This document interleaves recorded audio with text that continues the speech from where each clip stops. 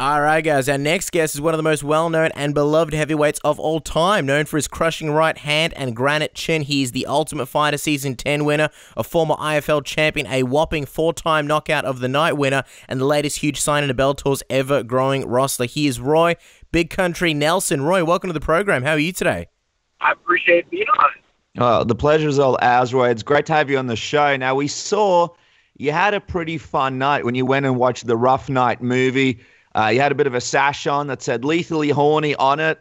Was it as wild a night as we thought it was? Because it looked pretty crazy from the photo that you put up on Instagram. Yeah, no, it was actually a fun night. My wife was invited to go to this premiere, so I said, and she wanted me to come, so we had a good girls' night out.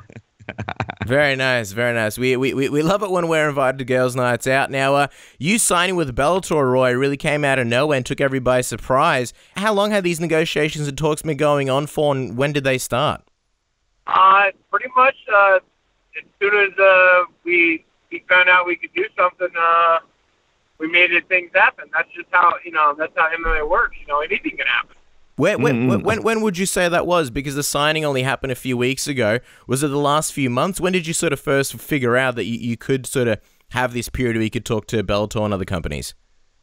Literally a few weeks ago. So, like, as soon as I signed with Bellator, we'll say maybe an hour or a few minutes. Wow. I mean, down to the second. Well, I mean, that's interesting because obviously huge career in the UFC, but on the side, while you were in the UFC, were you keeping an eye on Bellator and what they were doing over there in the organization and sort of thinking about one day maybe that being the next home for you? Yeah, no, for myself, I always wanted to stay with the UFC, but then, UFC kind of went to a whole different, marketing strategy, and they weren't about fighting anymore, and a whole bunch of and there's nothing been said bad about Scott Coker, and I really wanted to work with Scott Coker. Actually, quite a few friends always praise Scott Coker, and I'm always about working for a guy that wants to do good for our sport. Just on that, I know that while in the UFC, you had a couple of fights there where you felt like you had to market your fights yourself because the word wasn't really going out about them through the UFC.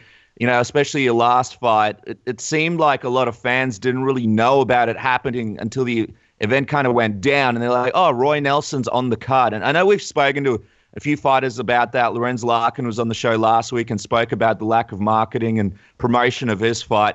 Was that sort of one of the things that was frustrating to you, that you had to sort of take things into your own hands and get the word out about your latest sort of last couple of fights because the UFC sort of chose not to do that? Yeah, no, like my biggest thing with if I was making all the we'll say if I was like Mayweather and I was making all the profit for doing the promotion, I would have no problem being able to market myself and put butts in the seat. And, I mean, I already do butts in the seat, but I would have no problem selling millions of pay-per-view if marketing's right behind me. So when it sort of came down to figuring things out, who reached out to who? Did you contact Scott, or was he pretty quick to contact you? Because Bellator, obviously, in this period where they're trying to sign all the big names.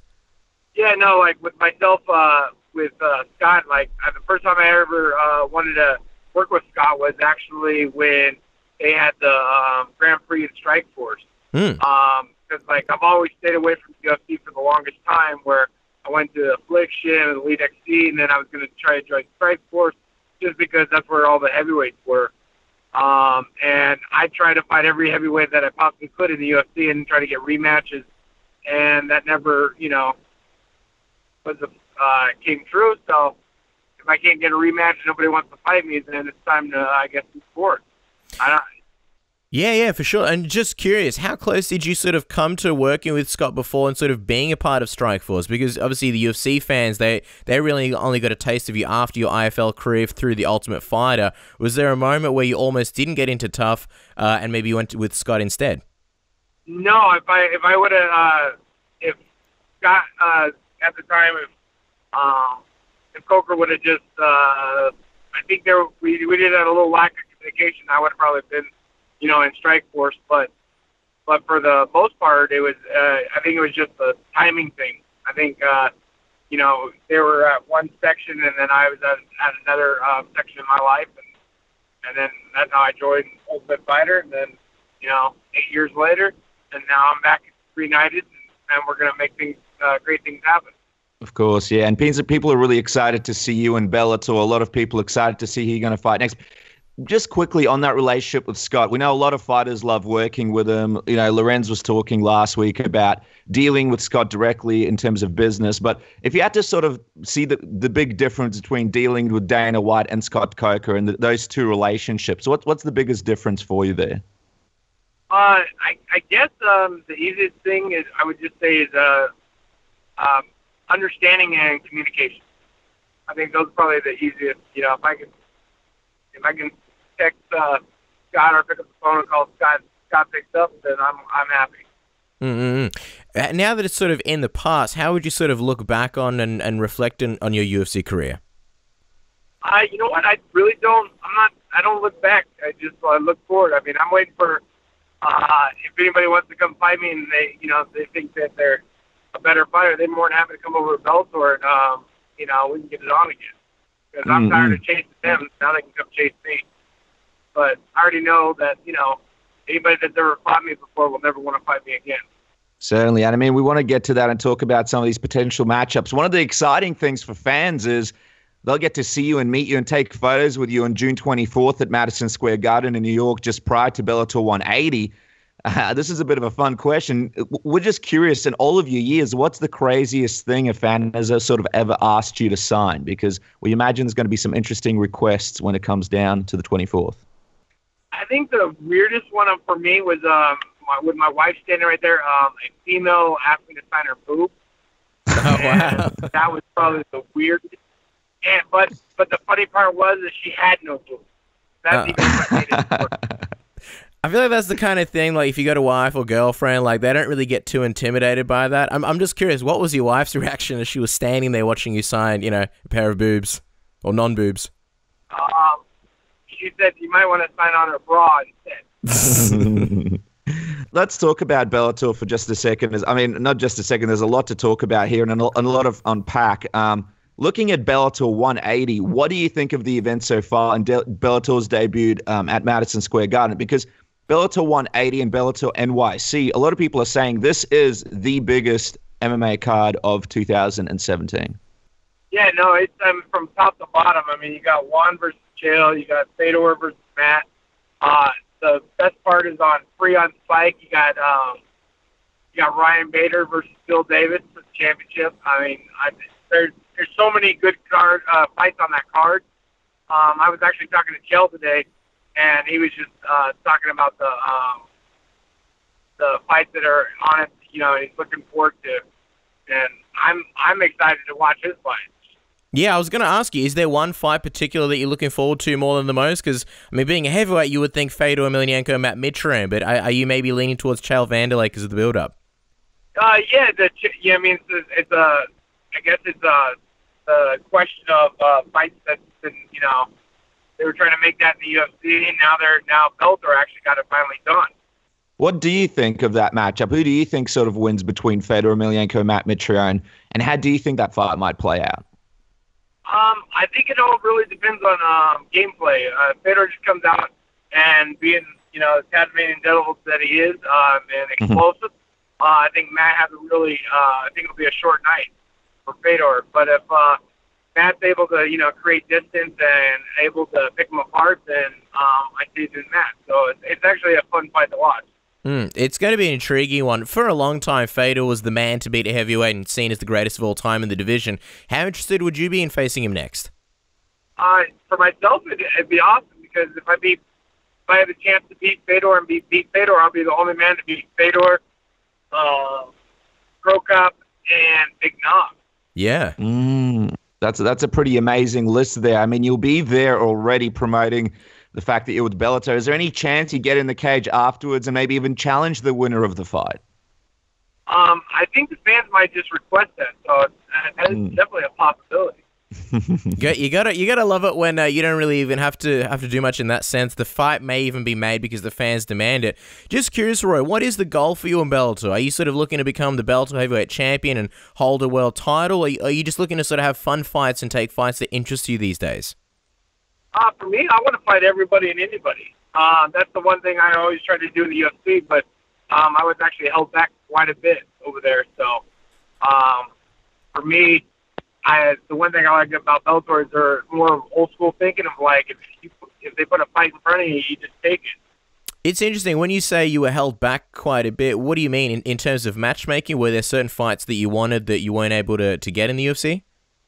Yeah, like, I mean, if I have more wins than Cain Velasquez in the last 4 years, I think there's a problem if the guy only fights the same guy like 4 times. Yeah, I mean, Cain's obviously had a lot of issues. Just curious, what were some of the fights that you requested back in the UFC that never sort of, came to fruition? I mean, you name any fighter that I wanted to fight or refight. I mean, how many times has everybody gotten rematches? That's the thing. It's like I'm kind of like a typical, I guess, professional athlete where you compete and you keep competing and you're gonna have some wins, you're gonna have some losses, but at the end of the day, I'll have more wins than what my opponent will if we fight more than once. The interesting thing about you, Roy, is you've got a very distinctive look and sort of a brand about yourself which is one of the reasons why fans loved watching you. But, over and over when you were in the UFC, it seemed like Dana White wasn't a very big fan of possibly, the way you were marketing yourself or the way you looked. In the Ultimate Fighter, you always spoke about the belly rub and he wasn't a big fan of it. Do you feel like the UFC kind of missed the boat in a lot of ways by not really embracing who you were or who you are and as an athlete and as a personality? I think definitely if people just don't get Roy Nelson or the whole thing, but the one thing is Bellator does, so that's all that matters. As long as Bellator does, and we're going forward, and you know what, the next thing you know is belly rub is going to be everywhere.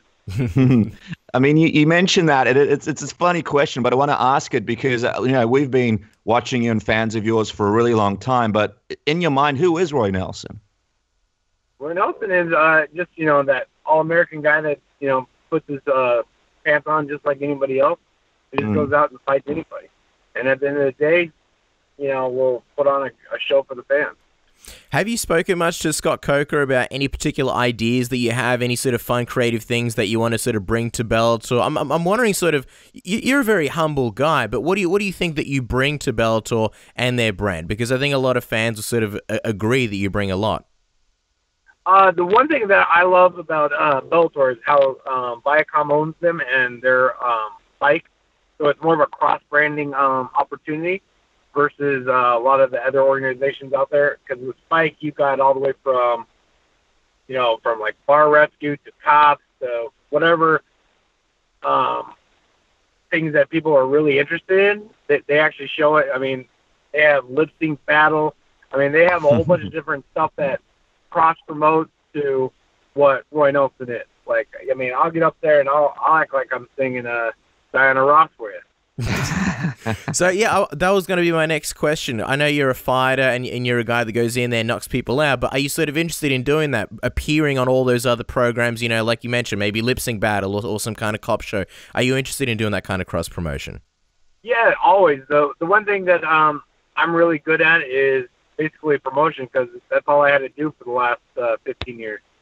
Right, I gotta say, man, you sound kind of rejuvenated and a little bit excited while we're talking to you, because it kind of feels like a new chapter in your career. Do you feel like going over to Bellator in a lot of ways has made you a little bit more excited about the sport and your fighting career again?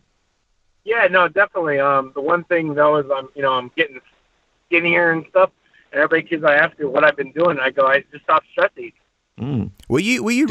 I mean, it sounds like such a typical Roy Nelson, like deadpan kind of humor, but were you really stress eating over the last few years? Of course. I mean, have you seen, I used to have a young face when I got in the UFC. Now I have an old face. It's like being a president. So who knows? Fans may see a fitter and skinnier than ever Roy Nelson. Roy, we were talking about Fedor before. We just want to quickly get your thoughts on something that happened this past weekend with Derek Lewis potentially retiring from the UFC after his loss to Mark Hunt. I mean, a lot of fans kind of not sure what to think of it all. What were your thoughts when you saw what he said at the end of the fight and his sort of intentions to not fight again? Good for him. that's what he was to do. I mean, me personally, I thought I should have retired him when they didn't have a chance to, get the rematch for that. That's it. So that was sort of another rematch that you wanted. I'm wondering, at this point, it sounds like you're rejuvenated, but a lot of these guys that we sort of grew up watching and fans grew up watching, guys like, Mark Hunt sort of alluded to maybe being around the corner from retirement. Derek Lewis might not come back. Have you sort of thought about how much longer you like to fight for? Sounds like you're rejuvenated, but is there sort of a timeline that you want to sort of, I guess, finish by? For myself, as long as I'm still competitive, that's all I care about. I mean, I could be like Randy Couture, and win a championship at 43. I mean, who knows? I might fight for the belt by the end of December. It's one of those things I haven't even really thought about. I just want to get out there and fight. That's the one thing that I love to do, and put on a show for the fans. And I mean, on that, what is your time frame? When will you be ready to step in and have your first Bellator fight? Have you guys discussed that yet? Are you waiting to see what happens at Bellator NYC before anything gets put down on paper? Where are you at right now? Well, I'll be in Madison Square Garden on June 24th, so maybe that day. I don't know. I'm curious, Roy, we appreciate the time you're giving us. We're going to let you go in just a moment. Just a couple more questions. I've always wanted to ask you this. You did an interview with MMA Junkie recently where you said that you hate fighting, but you love the sport of MMA. Can you explain what exactly you meant by that? What exactly do you hate by fighting, and how you're able to sort of love it enough to do it as a career? Well, see, like fighting and confrontation, I'm not a big fighting confrontation type of guy. I look at this as definitely like a sport of like playing basketball, but also a fight.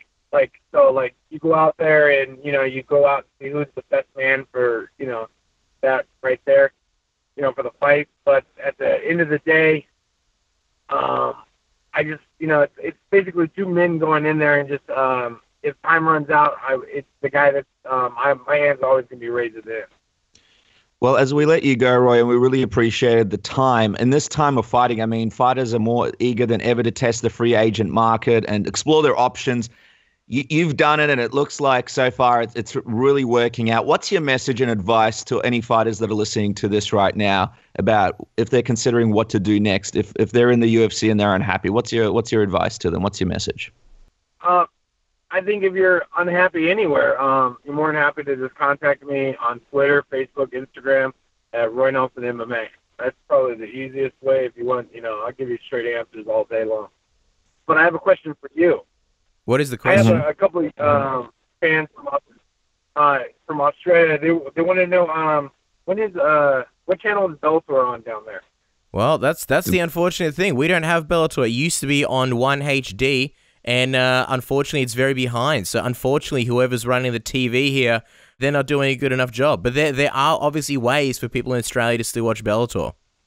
Well, you know what? I'll have a talk with Scott next week and we'll talk about that and get that handled for you guys. We would, you know what? If you could be that guy, if you could be the man, we would absolutely love that, because all day long we're getting bombarded with people asking us, how can we watch Bellator? How are you guys watching Bellator? So if you could take care of that for us, Roy, that would be amazing. And in the meantime, guys, like Roy mentioned, make sure to follow him on Twitter at Roy Nelson MMA. And if you are a fan going to Bellator NYC and you want to meet Roy as well as Rory McDonald, make sure to go to the meet and greet. It is at Madison Square Garden, the Concourse, 4 Pennsylvania Plaza, New York, Saturday, June 24th from 5:30 till 7:30. It is for Bellator NYC ticket holders. And Big Country and Roy Nelson will be there, so it'll be a great time. Roy, appreciate your time. Thank you so much for chatting with us. No problem, but I'm going to talk to Scott and make sure that happens. Awesome. We appreciate it. Thanks so much, Roy. I appreciate it. Thank you.